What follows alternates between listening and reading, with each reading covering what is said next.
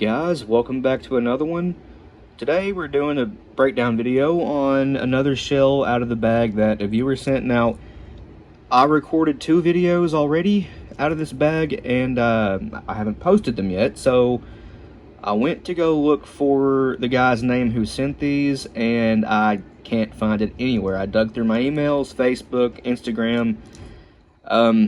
Sorry, I can't remember who sent these, and I cannot find the email or message that was from the guy. So if you see this, please comment below, because I just can't remember. I am really sorry.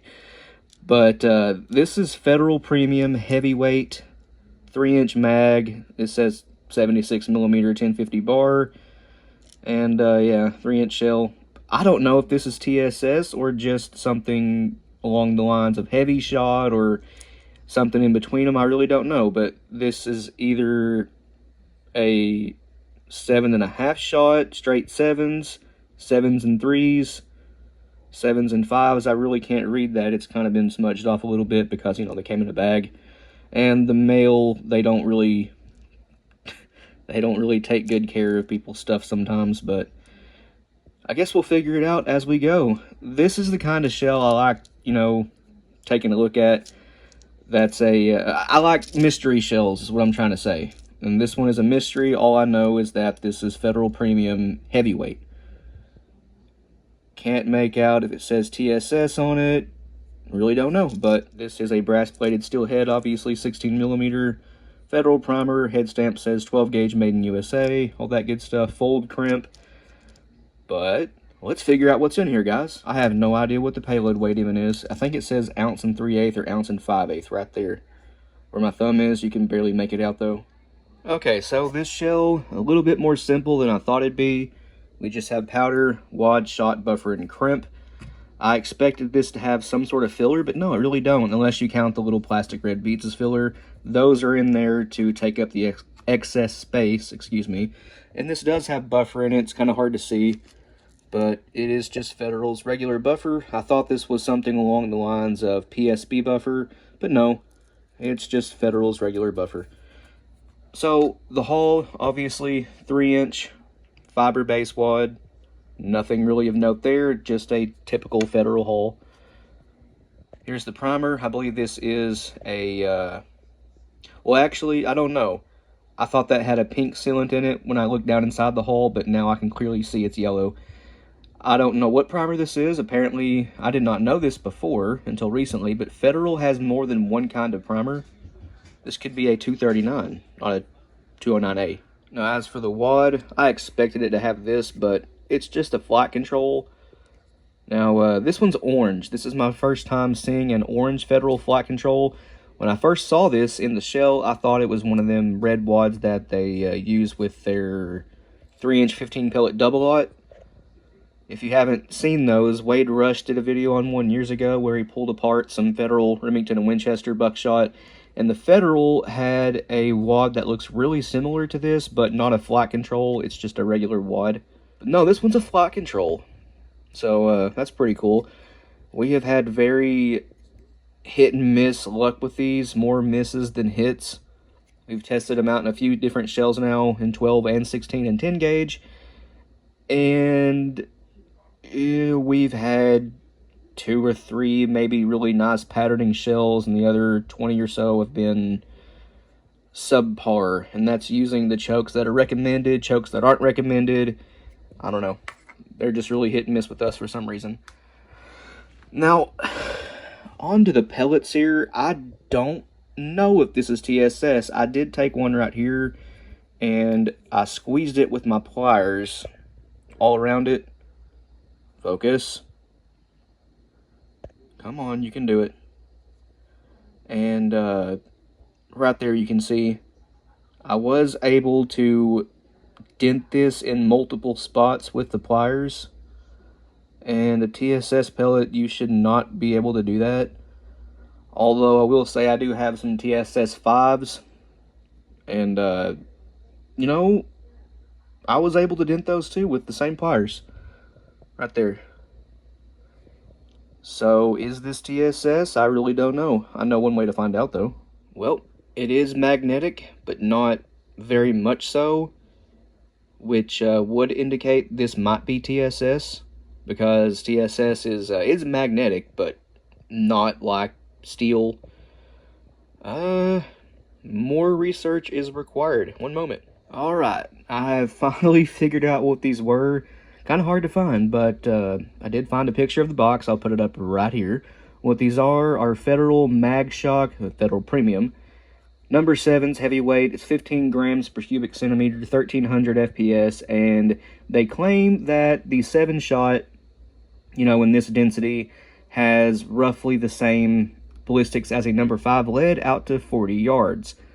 So that's what these are. It is 1 5/8. I did weigh it, and the weight including the buffer and the little plastic pellets was 1.72 ounces. If you look right here, it is very faded off. I thought that little mark right here was part of the writing, but it's not. It's just a scuff.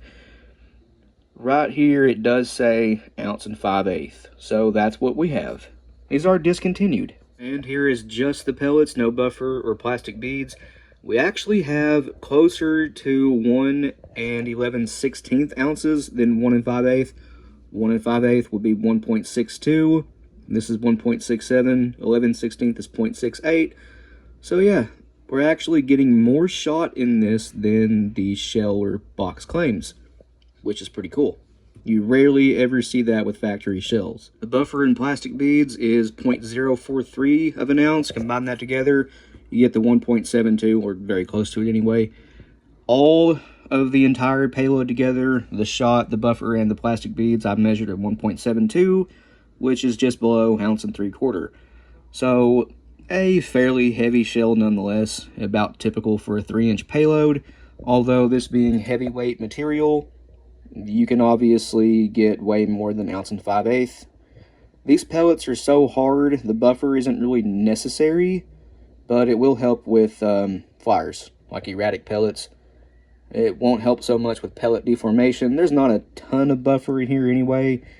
Personally, I would have liked to have seen more shot, less filler, or buffer, but that's just me. I would assume these would pattern pretty well. Pellets are pretty hard. It isn't a flight control wad, which again we have had mixed results with, but it seems to be a very well put together shell. These pellets are again way harder than lead. They won't really deform as bad as lead, but they're also not as hard as a straight tungsten pellet either. As you've seen, I was able to dent these with the pliers, and with TSS you're not supposed to be able to do that.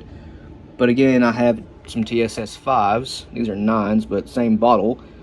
And those I was actually able to dent the pellet with the same pliers. This one has a charge of 46 of a really fine ball powder that honestly reminds me of this stuff back here. Is it that? Who knows? Probably not, but it looks very similar. And the charge weight is very similar to what you would use.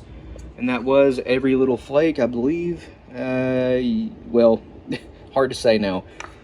But I'm pretty sure I got every last flake out of that. Oops, sorry for the out of focus.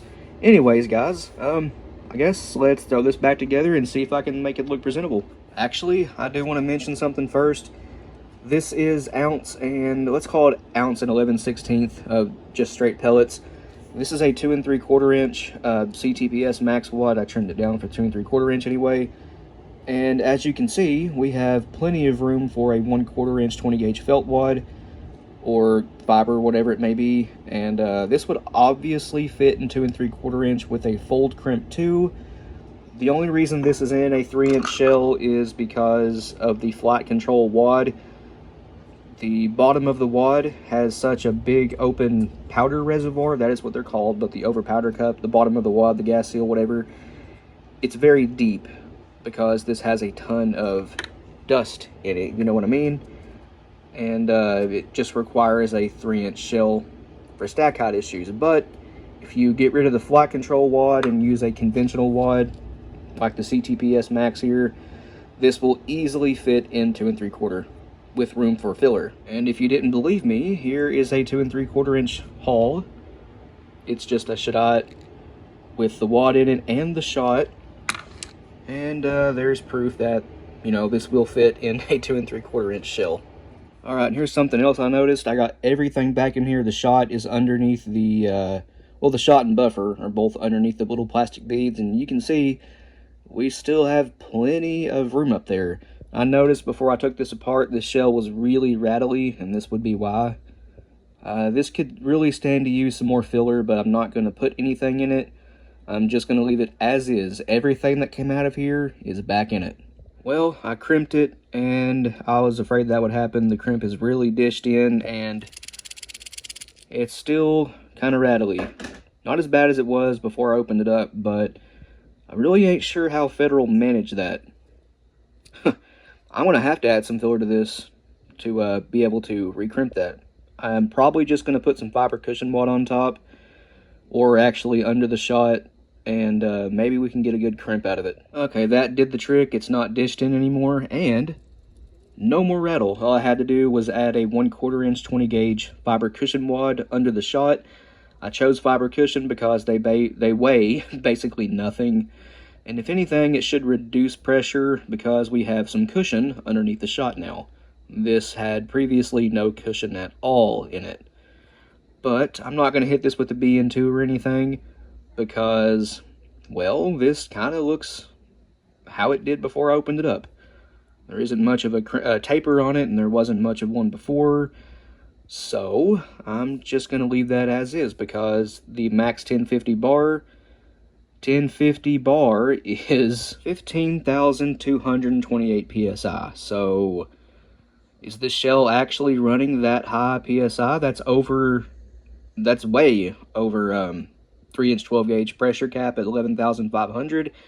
If this is really over 15,000 psi, then you really ought not to shoot this in a 2 3/4 or 3-inch chambered gun. You should go with 3.5 inch, which are rated at 14,000 psi, which is still under this. But I have heard the claim that factory shells can go over pressure and that be fine, but I don't know, guys. It says max 1050 bar right on the shell right there. So is that what they're loaded to? Is that just, I don't know. Maybe you guys know. Let me know.